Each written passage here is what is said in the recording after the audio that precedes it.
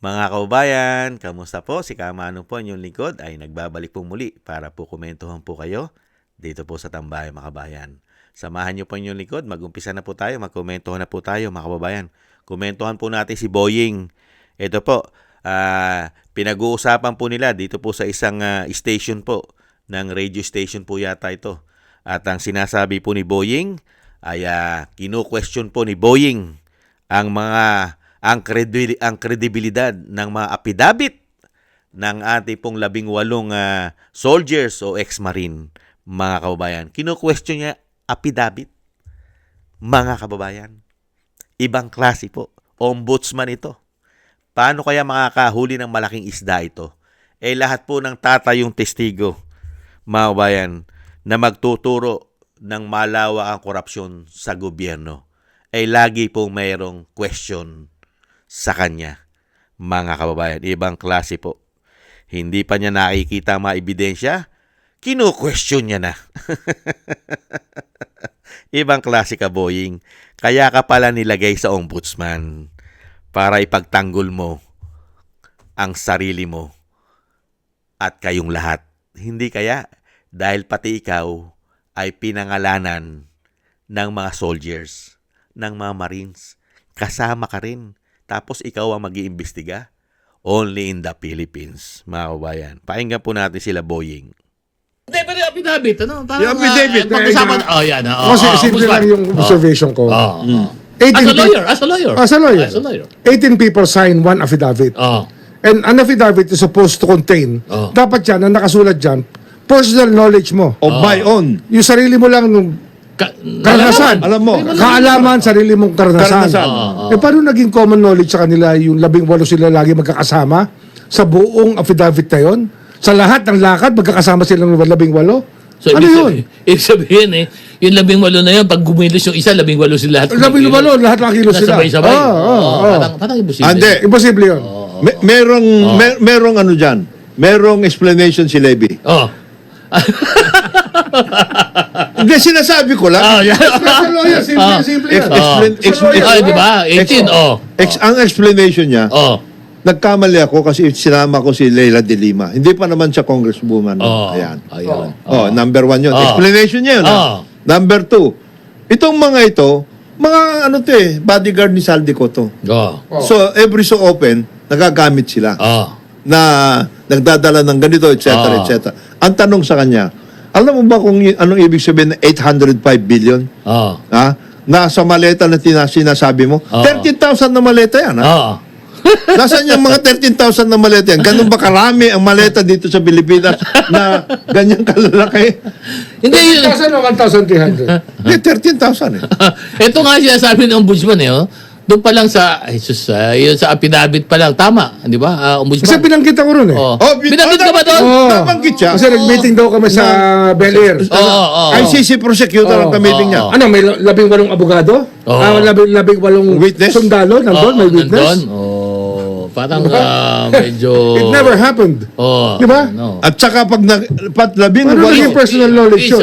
Ano ba tawag dyan? Is a made-up story. Canard. Canard ako. It's Hindi, yun nga. Gusto ko, tumestigo yung 18 sa Senado. Sige, Yes. tumestigo Tama sila. yun. May may affidavit daw pinirmahan? May pinadala na affidavit? Totoo ba? Pinirma- Di ba, pumirma nga sila 18 di ba? Pero may affidavit nga. Tapos may binigay nga Nag-submit na sila sa affidavit. Office of the Ombudsman So, Nakita niyo po mga tambay, kino-question pa ng isang angkor, napakarami daw po ba ng maleta sa Pilipinas? Hindi po ba gonggong ito? Napakadari po umorder. Napakalapit po ng China sa Pilipinas. Puro made in China ang produkto natin. At yan po ay hindi diniliver yan ng biglaan. Hindi po ba gonggong? Yan po ba ay diniliver biglaan? Isang bagsakan po ba yung 800 plus billion? Unbelievable! Gaano kabigat yan? Sige nga. Para isang bagsakan. Di po ba? Ilang beses sila nagde-deliver sa loob ng isang buwan. Hindi po yan. At ilang beses po sa isang linggo. Hindi po ba gonggong ito? Kilaki-laki ng Pilipinas. Sasabihin mo yung 13,000 na maleta. Buong Pilipinas nga, baka masigit pa sa 13,000. Kahit sabihin mo 50,000, makakakuha ka ng maleta sa buong Pilipinas. Hindi po ba gonggong ito? Di umano. At may imposible pa po meron po bang imposible sa mga magnanakaw pagdating sa maleta? Lalo-lalo kung bilyon-bilyon ang pera mo. Di po ba pwede ka magpa-shipping? Pwede ka na magpa-shipping. Isang barkong maleta kung gusto mo. Sa dami ng pera mo. Pwede mo na ipasakay sa eroplano. Di ba? Pambihira kayo mga hindot na ito. Ginagago nyo mga Pilipino. At bilib na bilib tayo kay Boying. Mga kabayan, sinisiraan niya po yung kredibilidad, lalong-lalo yung affidavit ng ating mga soldiers, ng ating mga ex-marine. Di ba? Unbelievable. Dahil daw po, hindi siya naniniwala sa lahat daw po ng lakad ay magkakasama yung 18. Bakit hindi? Yung lakad nila laging deliver. Kailangan na maraming tao, security. Magbubuhat, magbibilang. Isi-secured mo yung billion-bilyong piso. Isi-secured mo yon. Hindi po ba? Sila nag-aasikaso noon. Anong klase ka, Boying? Diyan ka lang tumingin sa affidavit? Hindi mo man lang pinag-aralan yung mga dala-dala nilang ebidensya? Affidavit pa lang? Sinira mo na ang kredibilidad ng mga Marines? Ikumpara mo sa kredibilidad mo? Basag na basag at sira-sira na ang kredibilidad mo sa mga Pilipino. Idinadawit mo pa ang mga Marines. Ang mga Marines ay walang involvement sa korupsyon. Kaya nga nagsasabi sila ng totoo dahil hindi na nila masikmura ang gobyerno ngayon. Boying! Hindi po ba? Ikaw nga nasangkot ka, napakalaki ng confidential intel fund mo nung ikaw ay DOJ secretary. Hindi bababa sa 1.5 billion? Kinwestiyon ka ba ng Marine kung saan mo dinala yon? Humahawa ka ng napakalaking pera? Samantalang yung Marine, katotohanan ng dala nun.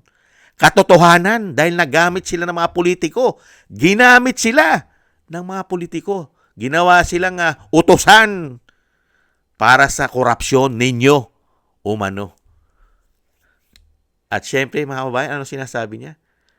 Kasi daw, nung nagmi-meeting daw po sa ICC, hindi siya makapaniwala na handun daw po lahat yung sundalo para sila'y bantayan o sinasabing siya'y makita ron. Hindi po ba hindot ito? Bakit mo ililiteral? Bakit mo ililiteral na makita ka lahat nun? Personal knowledge. Ibang klase ka rin. Yung po ba'y lahat ay nahandon sa pangyayari? Hindi ba pwedeng ikaw ay nagdaan, nakasecured sila sa labas? Dumaan ka, nakita ka nila. Yung iba naman nahandoon, nakapwesto doon sa loob. Yung iba naman nasa labas, nakasecured. Security nga At yung iba, sinisecured yung dala nilang bag. Yung mga maleta na sinasabi ng mga soldiers. May mga envelope, malalaking envelope, bag na nakalagay, na sila mismo naglagay. Utos sa kanila ng amo nila, na si Saldico. Paglabas ng mga kamiting ninyo, sila De Lima, nabanggit. Di po ba? Nabanggit. Si Torre, nabanggit. Pati ikaw nabanggit. Si Tonyo, may pari pa. At may mga ICC pa. Di po ba nabanggit kayo lahat? Pinondohan pa ICC ng 2 milyon dolyar, dolyar. At ang ginamit ay si Tonyo na hindi sinungaling at hindi hudas ng bayan. Di po ba, mga kabayan? Nakita nyo po, paano ka makakakuha ng katarungan sa pagnanakaw sa ating bansa kung ganitong klase ang pananaw at ang antimano'y ginudge mo na. 18 yan. 18? Wala ka malang pinaniwalaan dyan sa 18 na yan? Kinuwestiyon mo yung kanilang affidavit? Unbelievable. 18? Hindi mo man lang ba sisilipin ang mga daladalang dokumento niyan? Ang mga ebidensya? Ang mga kuha nilang larawan na kasama ka pa yata? Di po ba? May mga larawan, pati Comelec, involved sa korupsyon, pati mga senador. Pati yung hindi pa senador ng 19 Congress, dawit, nabigyan ng maleta, katulad ni Soto. Hindi pa siya senador, pero nakinabang na. Ganon din si De Lima.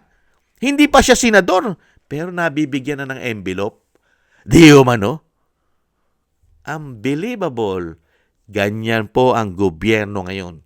Kaya pala nilagay si Boying sa ombudsman para po tagaharang, tagasira ng ebidensya at ang mga yung testigo ay kaya niya pong siraan ng kredibilidad. Katulad po yata nito, di umano. Antimano, ayaw niya ng paniwalaan ang mga apidabit na pinirmahan na dinala sa kanyang opisina, sa ombudsman.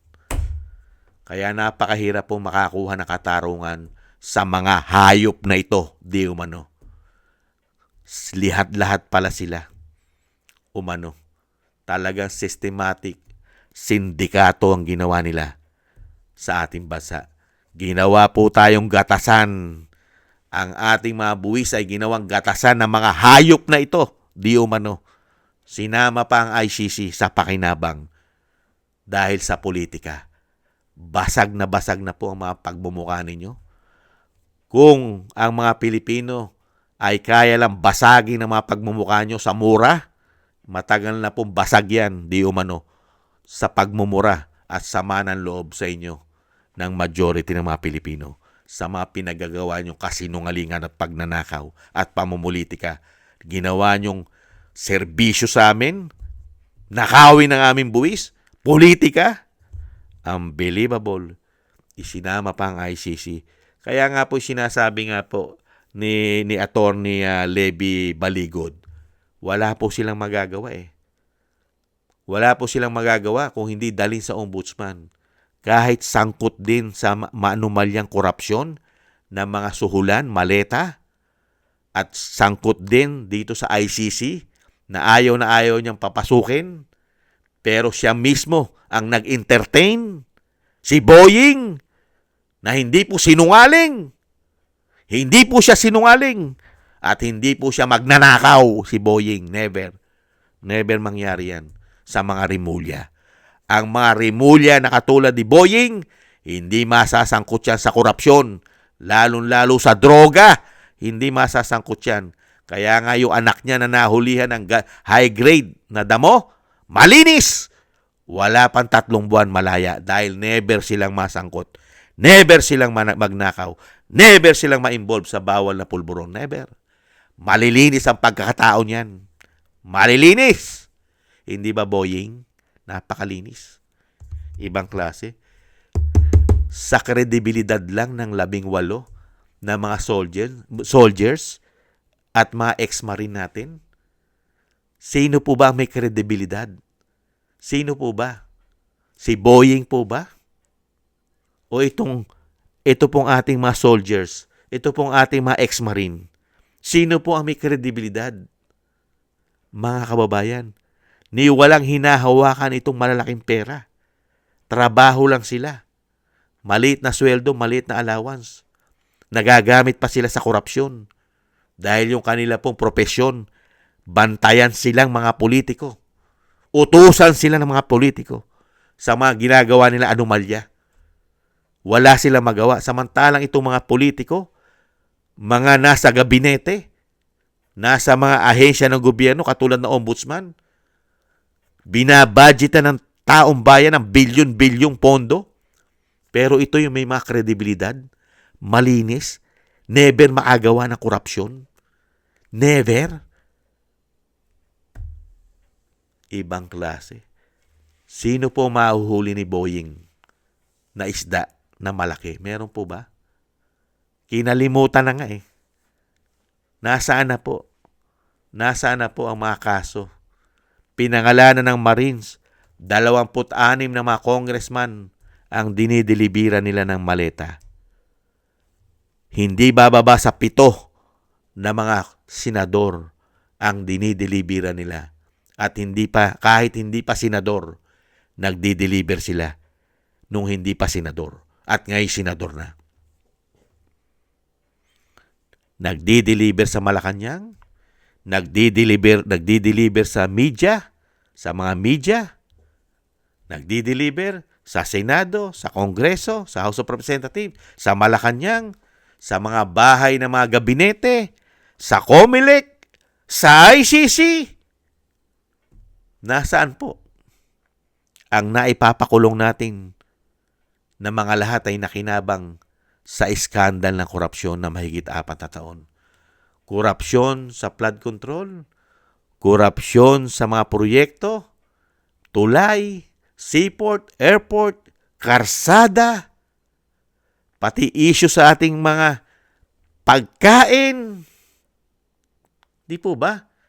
Custom, BIR, at marami pang ahensya ng gobyerno, puro may issue ng korupsyon. PhilHealth, Bangko, Ginto. Hindi po ba? PDIC, GSIS, SSS, Lotto, Airport. Hindi po ba? Tapos yung Maharlika Investment Fund, isang damukal na issue ng korupsyon. Pero wala pong nahuhuli si Boying. Wala pong pinapangalanan na sangkot sa napakalalaking korupsyon kung sino ang ulo. Yan po si Boying. Hindi po sinungaling, hindi po magnanakaw. Ang tingin niya, mas sinungaling pa sa kanya. Ito pong 18 na soldiers at mga ex-marine natin. Karamihan po yung ex-marine, mga kababayan. Yan po si Boying, mga kababayan. Hindi pa nag-uumpisa na imbestigahan niya ang mga hawak na dokumento at ito pong mga sinasabi pong mga larawan, mga ebidensya ng marine, sinisira na niya po ang kredibilidad nito. Lalong-lalo daw po ang mga apidabit. Yan po si Boying, mga kababayan. Pero kung ang dinala mo dyan sa ombudsman ay puro po patotoo at ebidensya sa mga Duterte, aba, buhay na buhay po dyan si Boying. May kredibilidad po yan. Tama ang apidabit niyan. Hindi kaya? Boying, yan po mga kababayan. Ano po ang aasahan natin kay Boying sa pagsugpo sa korupsyon, lalong-lalo po sa mga politiko, dahil siya lang po ang ahensya na mag-iimbestiga sa mga politiko at taong gobyerno, si Boying, mga kababayan. Kaya po ang taong bayan at si Cara David ay nagkakaisa. Nagkakaisa na po si Cara David at ang taong bayan sa mga panalangin at wish. Hindi ba, Boying? Maraming salamat po sa nagusto po natin tambayang mga kabayan sa YouTube at TikTok.